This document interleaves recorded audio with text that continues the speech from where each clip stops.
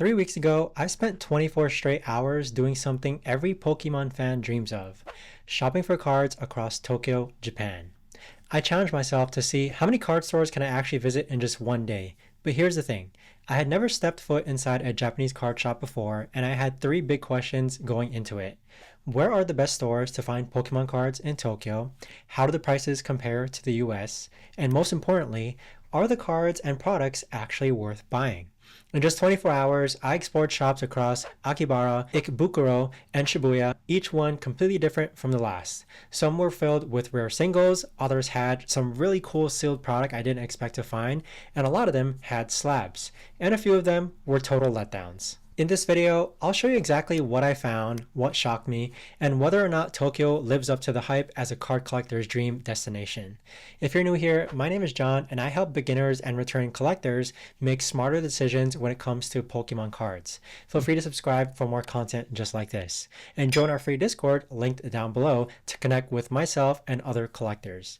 But before we dive into the full breakdown, let me start with the very first store I visited, the one that completely blew my expectations out of the water. Hareruya 2, the perfect starting point for any Pokemon card tourist in Japan. The first store I visited was Hareruya 2, located right near Akihabara Station, and honestly, it couldn't have been a better introduction to Tokyo's Pokemon card scene. Walking into Hareruya 2 felt like stepping into a collector's paradise. The cards were very reasonably priced, and they had an incredible selection of current new sets, special art rares, and a massive collection of vintage cards that I'd only seen online before. What really impressed me was their setup.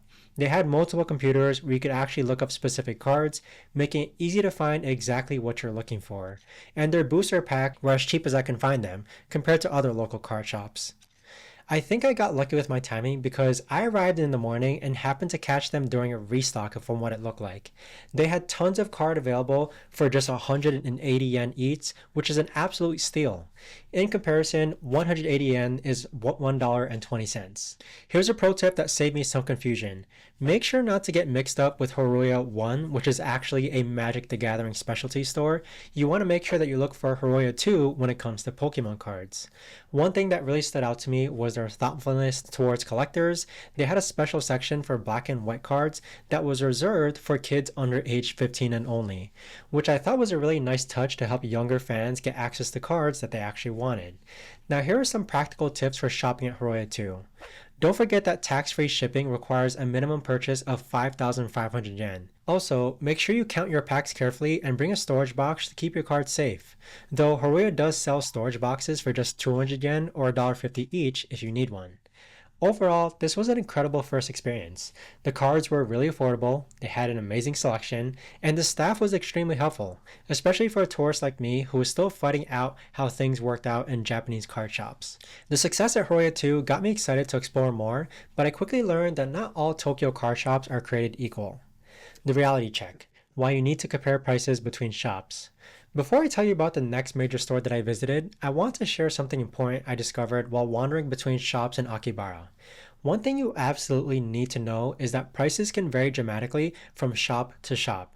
I'm talking about the same exact cards being 30 or 50% more expensive just at another store a few blocks away. I saw cards that had been bought at a local shop near my hotel for significantly cheaper prices compared to some of the more touristy destinations. During your first few days in Tokyo, I'd strongly recommend browsing around and comparing prices before making any major purchases. Keep notes on your phone about card prices at different shops because the differences can be substantial. This price-checking adventure led me to some fascinating discoveries, including a shop that caters to an entirely different type of collector, Sneaker Dunk, a graded card collector's paradise. If you're into high-end collecting and graded cards, Sneaker Dunk is absolutely worth the visit. This place is a dream for slab collectors, with an incredible selection of PSA 10s and other graded cards that I've never seen in person before. Even though I'm primarily interested in raw singles and sealed products rather than graded cards, I found myself spending a lot more time here than I expected.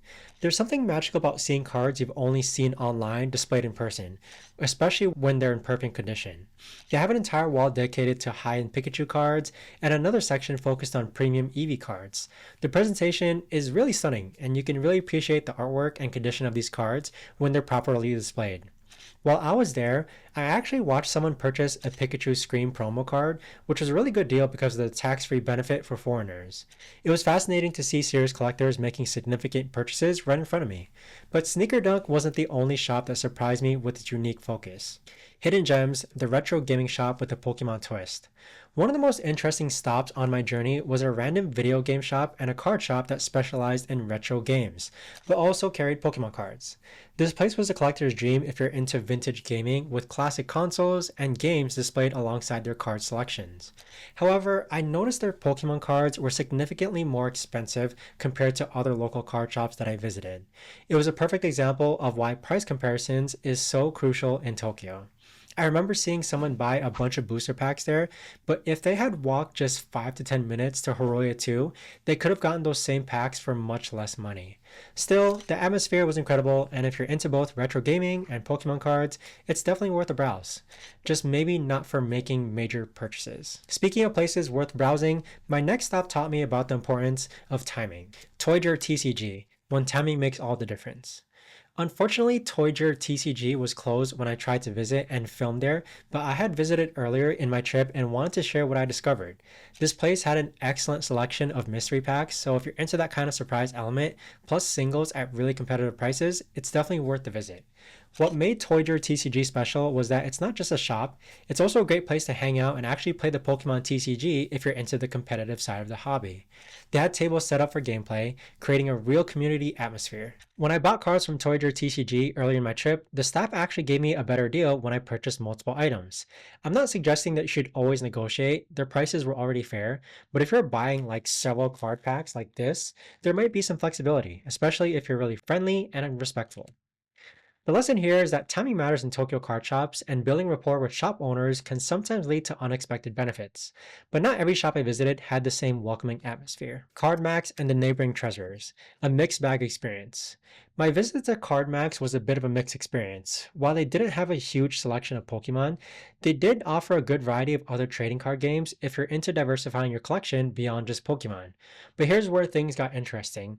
Right beside CardMax, there were a couple of stores with names I honestly couldn't read, but they had some really cool setups, and I'll show their names here on the screen. One had an entire floor dedicated to singles, while the other floor was completely focused on grading cards. I didn't check out the slab floor because I'm not really into graded cards, but if you're a serious graded card collector, this is worth exploring.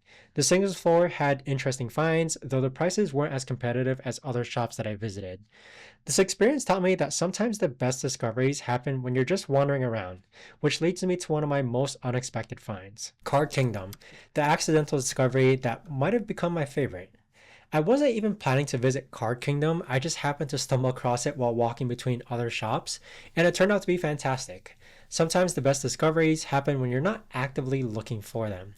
Card Kingdom had an impressive selection of both singles and sealed product.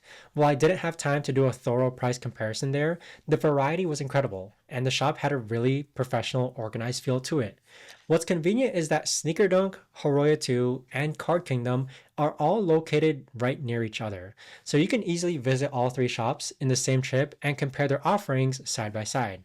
After visiting all of these different shops, I had to make a decision where to focus my remaining time and budget. The clear winner, why Hareruya 2 earned my return visit. By far, my favorite store had to be Hareruya 2. The combination of fair pricing, extensive selection, and helpful staff made it a clear winner in my Tokyo card shop tour. Their prices were consistently cheaper compared to other locations, and they had a diverse inventory that included both current sets, vintage cards, sealed product, and other things you may have not seen. The fact is that they also had computer terminals for looking up specific cards, which showed that they really understood what collectors needed. At the end of my last day, I actually went back to Hareruya 2 to see if they still had some packs in stock, but unfortunately, everything was sold out. This taught me an important lesson.